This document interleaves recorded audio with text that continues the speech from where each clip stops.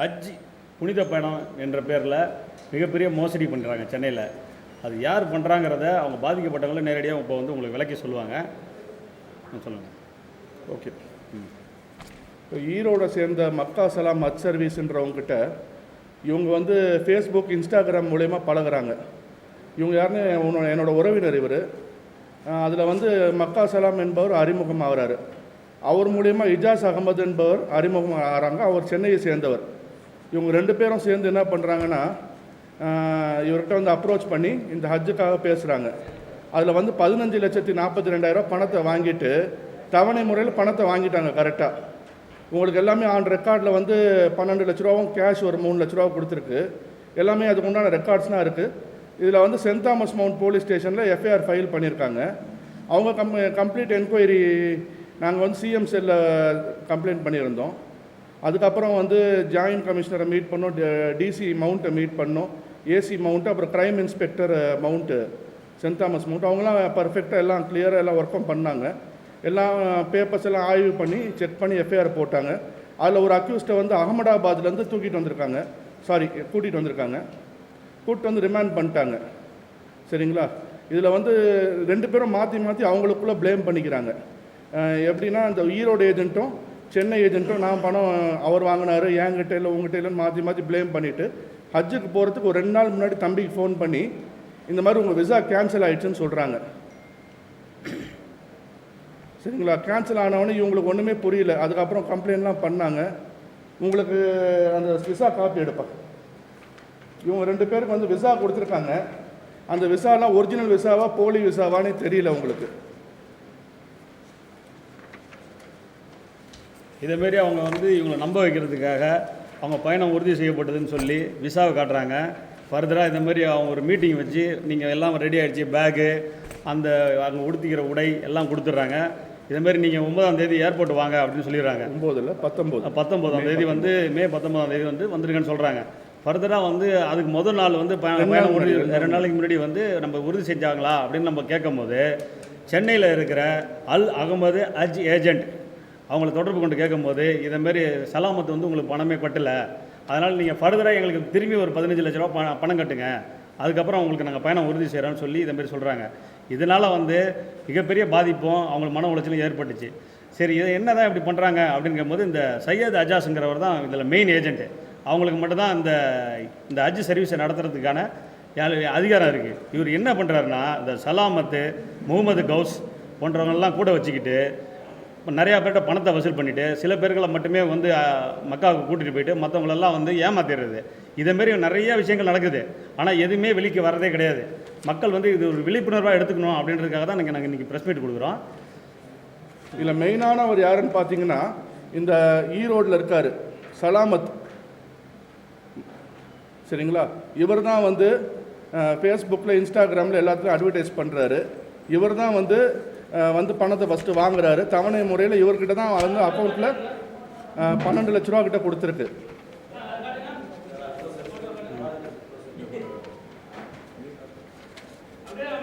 ஒரு நிமிஷம் நான் காட்டுறேன்.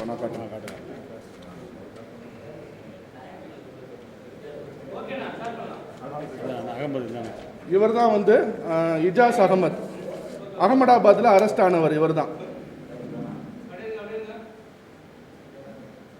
இவர் வந்து இப்போ சிறையில் இருக்கார். இன்னும் ஒருத்தர் இவர் வந்து முகமது கவுஸ். இவர்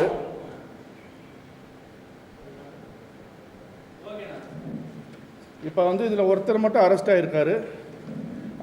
இப்போ நாங்கள் என்ன சொல்ல வரோன்னா, யாரும் முன்கூட்டியே பணத்தை கட்டாதீங்க, யார்கிட்டயோ விசாரிச்சுட்டு பணத்தை கட்டுங்க. எல்லாம் நல்ல சர்வீஸ் ஏஜென்ட்ஸ்ட்டாக பணத்தை கட்டுங்க. யாரும் இன்ஸ்டாகிராமு, ஃபேஸ்புக் எல்லாம் இந்த 5 ஸ்டார் ரிவ்யூவை பார்த்து ஏமாறாதீங்க. சார் இவர் வந்து ஃபேஸ்புக்கில் எல்லாத்துலேயும் விளம்பரம் கொடுக்குறாரு சார். இவர் வந்து அப்ரூவ்டு கிடையாது. இஜாஸ் அகமது தான் அப்ரூவ்டு. சரிங்களா? இவர் தான் அப்ரூவ்டு ஹஜ் சர்வீஸ். இவர் தான் வந்து விசா எல்லாம் இவங்களுக்கு அனுப்புகிறாரு. உங்களுக்கு கடைசி நேரம் வரைக்கும் எல்லா கான்வர்சேஷனும் இவர் பண்ணுறாரு. இந்த ஜோடுன்னு ஒன்று வைப்பாங்க, மக்கா கூட்டு போகிறதுக்கு முன்னாடி ஜோடுன்னு ஒன்று வைப்பாங்க. அதில் கூப்பிட்டு இவர் அந்த ஃபங்க்ஷன்லாம் போய் தம்பி அட்டன் பண்ணியிருக்காரு. அதில் வந்து பேகு, எஹ்ராம் ட்ரெஸ்ஸு, பெட்டி எல்லாமே கொடுக்குறாங்க. கடைசியில் அவர்னா சொல்கிறார், நான் 42,000 ரூபா தான் வாங்கினேன், எனக்கு இதுக்கு சம்மந்தம் இல்லை. சம்மந்தம் இல்லாதவராக பெட்டி இதெல்லாம் கொடுக்க போகிறாரு. உங்களுக்கு புரியுதா சார்? ம்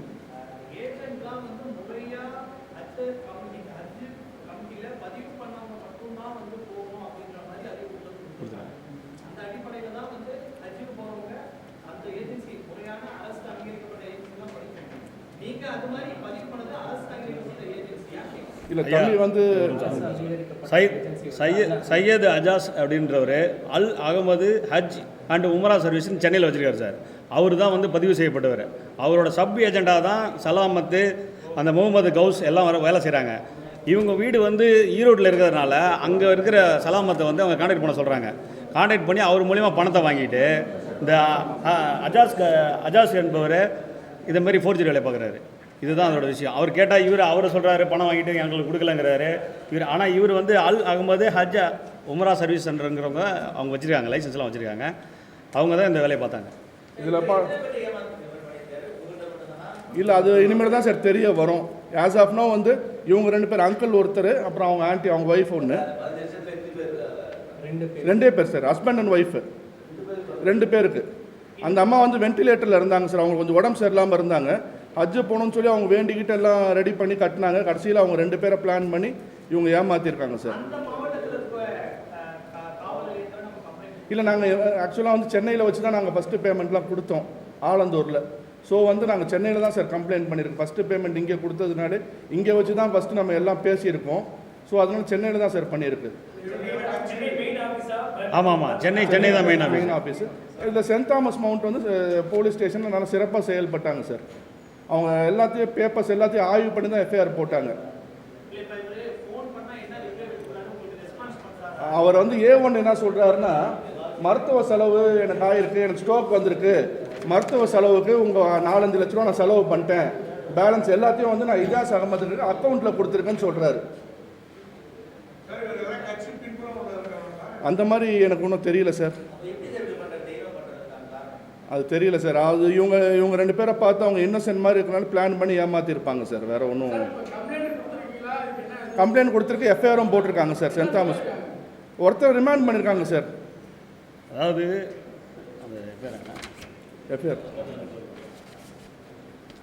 எஃப்ஐஆர் வந்து புனித தூய்மையார் மலையில் கிரைம் நம்பர் வந்து 179/2026 போட்டிருக்காங்க சார். அதில் 3 பேர் அக்யூஸ்டு. அதில் A1 சலாமத்து, A1 வந்து சலாமத்து, A2 வந்து அரெஸ்ட்டு சார். அவ்வளோதான். மற்றவங்க தெரியல. மற்றவங்க இன்னொருத்தர் இருக்காரு, அவரை பற்றி நமக்கு இன்னும் எதுவும் தகவல் வரல சார்.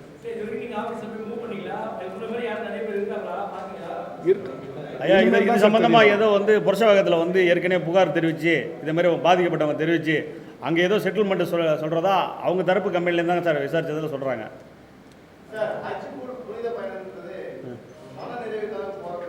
கரெக்டு தான்.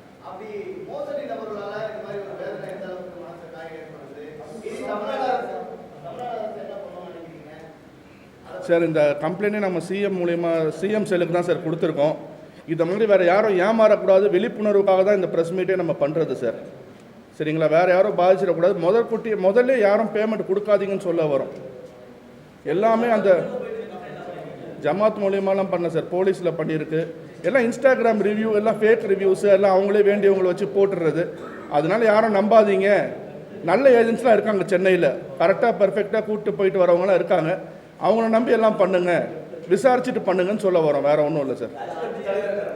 இப்போ அவங்களுக்கு வந்து நம்ம இதுக்கு மேலே நம்ம மினிஸ்ட்ரி ஆஃப் ஹஜ் அஃபேர்ஸ்க்கு நம்ம லெட்டர் கொடுக்கணும் சார். இனிமேல் தான் அந்த ஒர்க்கெலாம் பண்ண வேண்டியது இருக்குது. வாய்ப்பு இருக்குது சார். இனிமேல் தான் தெரியும். இப்போ இந்த விஷயம் வெளியில் வர தெரியும் சார்.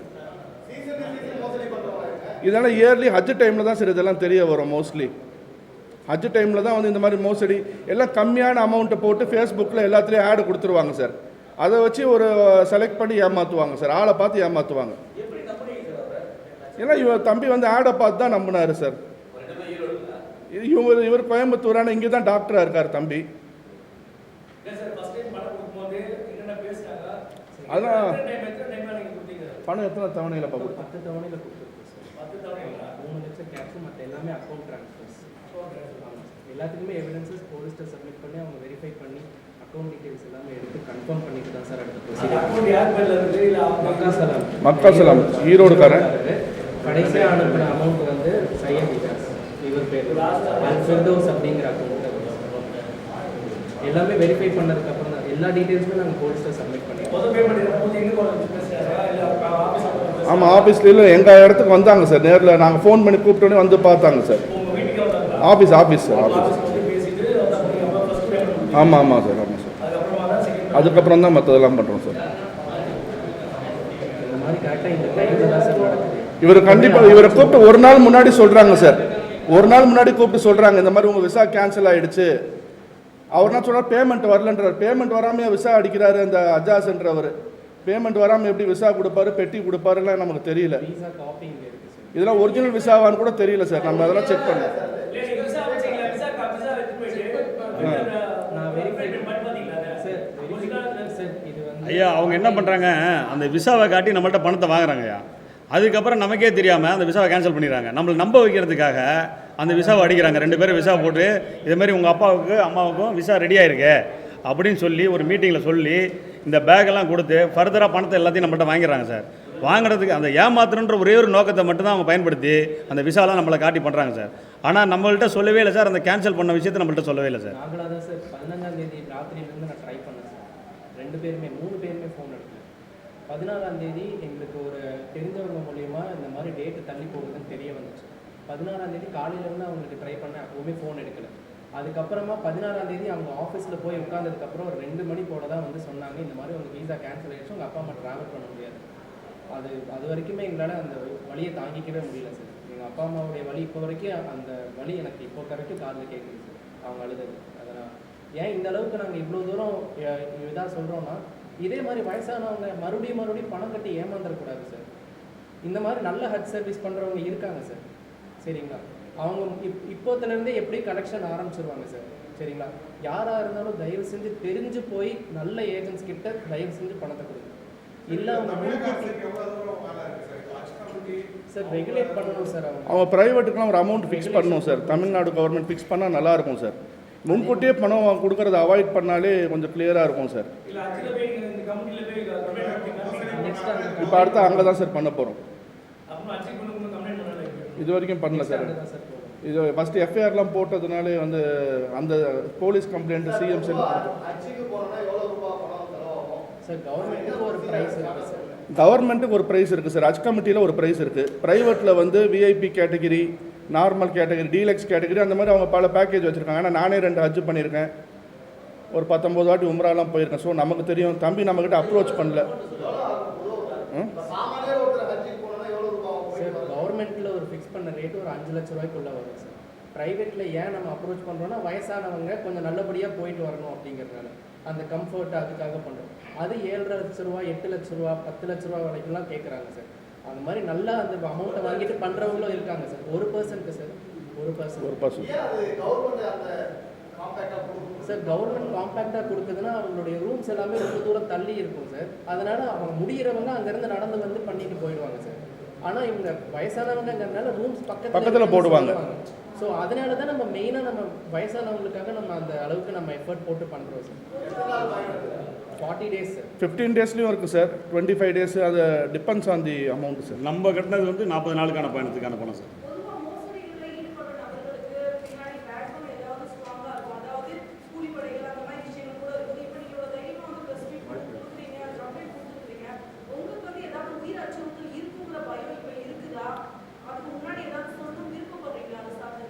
அந்த மாதிரி பயம் எனக்கு இல்லைம்மா. பட் ஆனால் இந்த மாதிரி விழிப்புணர்வு தான் நமக்கு மெயின். ஸோ இந்த மாதிரி அடுத்தவங்க யாரும் ஏமாந்துடக்கூடாது இவங்ககிட்டலாம் சொல்லி தான் நம்ம விழிப்புணர்வு பண்ணுறோமா. இது எங்கள் அப்பா அம்மா ரொம்ப வயசானவங்க. எங்கள் அப்பா அம்மா பாதிக்கப்பட்ட மாதிரி இன்னொருத்தவங்க யாரும் பாதிக்கப்படுறது. அதுக்காக நாங்கள் தைரியமாக முன் வந்து கொடுத்துருக்கோம். இதுக்கு மேலே என்ன நடந்தாலும் பார்த்துக்கோங்க. எங்களால் தாங்கிக்கக்கூடிய சக்தி எவ்வளோ இருக்கோ அவ்வளோ தூரம் நாங்கள் இது பண்ணிடுறோம். ஆனால் இந்த மாதிரி யாரையும் ஏமாற்றக்கூடாது தயவு. இது முக்கியமாக நம்ம தமிழக அரசாங்கம் ரொம்ப சிறப்பாக செயல்பட்டுருக்காங்க. சிஎம் செல்லுக்கு போட்ட கம்ப்ளைண்ட்டை அவ்வளோ தூரம் எஃபர்ட் போட்டு அங்கேருந்து வந்து அதை சென்ட் தாமஸ் மவுண்ட் போலீஸ் வரைக்குமே வந்து அது அங்கே இருக்கக்கூடிய அகமதாபாத் போய் கூப்பிட்டு ஒரு அக்யூஸ்ட் எடுத்துகிட்டு வந்தாங்க மேடம். லுக் அவுட் நோட்டீஸ் கொடுத்து அவர் கரெக்டாக அகமதாபாத்தில் லேண்ட் ஆகுறாரு. A2 accuse number 2. இவர் அகமதாபாத்லேருந்து கூப்பிட்டு வந்திருக்காங்க. எஃப்ஐஆர் அவர் அங்கே லேண்ட் ஆகிருக்காரு. இங்கே லேண்ட் ஆனால் ப்ராப்ளம் வரும் சார். இப்போ அவர் ரிமாண்ட் ஆகிருக்கார். ஸோ நமக்கு தெரியல சார். அதுக்கப்புறம் தான் இனிமேல் தான் அதெல்லாம் விசாரிக்கணும். பட் போலீஸ் ஸ்டேஷனில் நல்லா சிறப்பாக எல்லாம் ஹெல்ப் பண்ணாங்க சார். நல்லா நீட்டாக பண்ணாங்க சார். ஹஜ் மட்டும் ஏஜென்ட் மூலியமாக தான் சார் போக முடியும். நீங்கள் டேரெக்டாக போக முடியாது சார். நம்ம பாஸ்போர்ட்டை வாங்கி வச்சுருவாங்க சார். அங்கே மெக்காவில் நீங்கள் ப்ரைவேட்டில் போனாலும் அந்த ஊர் மௌலியம் இருப்பாங்க, அவங்க பாஸ்போர்ட்டை வாங்கி வச்சுருவாங்க ஹஜ் டைமில். ஏன்னா நிறைய பேர் வேலைக்கு ஓடிடுவாங்கன்னு சொல்லி அதெல்லாம் அவங்க ஃபாலோ பண்ணுவாங்க சார்.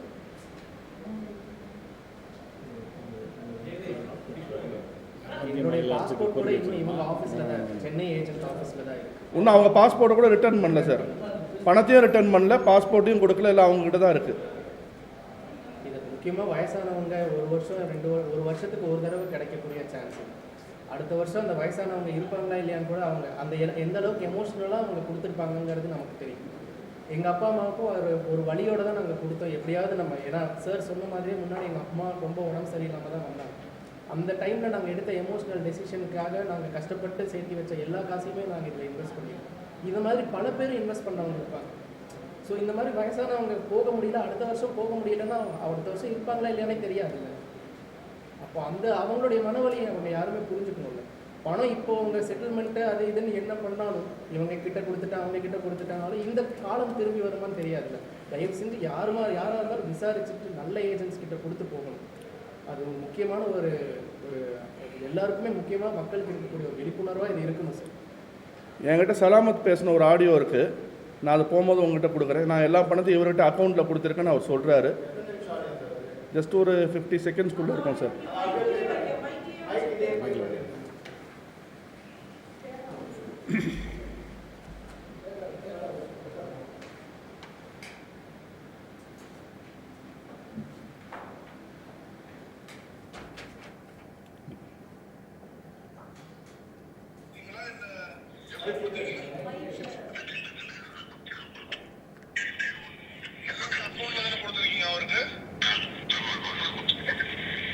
அக்கௌண்ட்ல கொடுத்தா அவர் மாட்டிருப்பாரு. நீங்க கேஷ் கொடுத்துருந்தீங்கன்னா அவர் வாங்கலன்ட்டுவாரு. ஸோ உங்க மேலேயும் அவங்க மேலேயும் கம்ப்ளைண்ட் பண்ணிருக்கு. நீங்க பணத்தை கொடுத்தீங்கன்னா எல்லாம் கரெக்டா இருக்கும். இல்லைன்னா சட்டப்படினாவோ அந்த நடவடிக்கை பாயம். உங்க மேலேயும் பாயம், அவங்க ஆபீஸ் மேலேயும் பாயம். நீங்க அவங்களுக்கு பணம் கொடுத்ததுக்கு முன்னாடி ரெக்கார்ட்லாம் எடுத்து வச்சுக்கிட்டீங்க, சரிங்களா?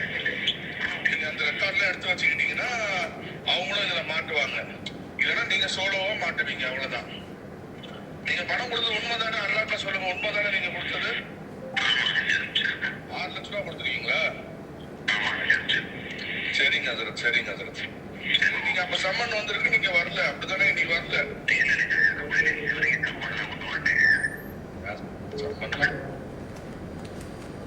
ஃபோர்ஜரி பண்ணிட்டு எவ்வளோ ஈஸியாக இந்த மாதிரி ஒரு பேசுகிறாங்க பாருங்கள். இவர் 6 லட்ச ரூபா அவங்ககிட்ட கொடுத்துன்றாரு. பேலன்ஸ் அமௌண்ட் இவர் என்ன பண்ணாருன்றது இவர் சொல்லவே இல்லை கடைசி வரைக்கும். மக்களுக்கு ஒரு விழிப்புணர்வாக இது இருக்கும். அதுக்காக தான் நாங்கள் முன் வந்து பண்ணியிருக்கோம். Thank you sir, thank you sir. எல்லாத்தையும் எடுத்து உள்ள வைக்கும். பேக் ஒருத்தர் ஒன்று எடுங்க, ஒன்று எடுங்க, ஒருத்தர் எடுங்க. ஒரே பேக் மேலே அந்த சூட் கேஸில் பேர் இருக்குல்ல, அந்த எஹராம் ட்ரெஸ் எடுப்பா, நீ கையில் வச்சுக்கப்பாது. இந்தாங்க, அவர் கையில் கொடுப்பா. அந்த எஹராம் ட்ரெஸ் உங்கள் அப்பா உங்கள் அத்தா கையில் கொடு. இந்தாங்க.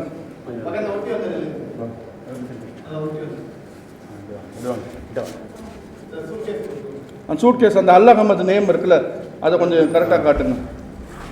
மேலே வச்சு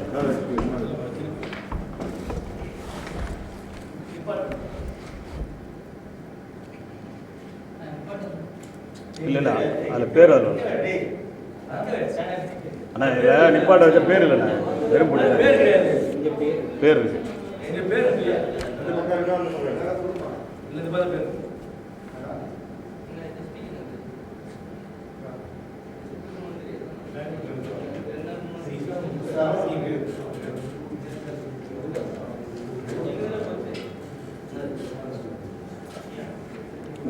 ஓகே, தேங்க்யூ சார். தேங்க்யூ. எல்லா பேப்பர்ஸும் எடுத்துருங்கப்பா.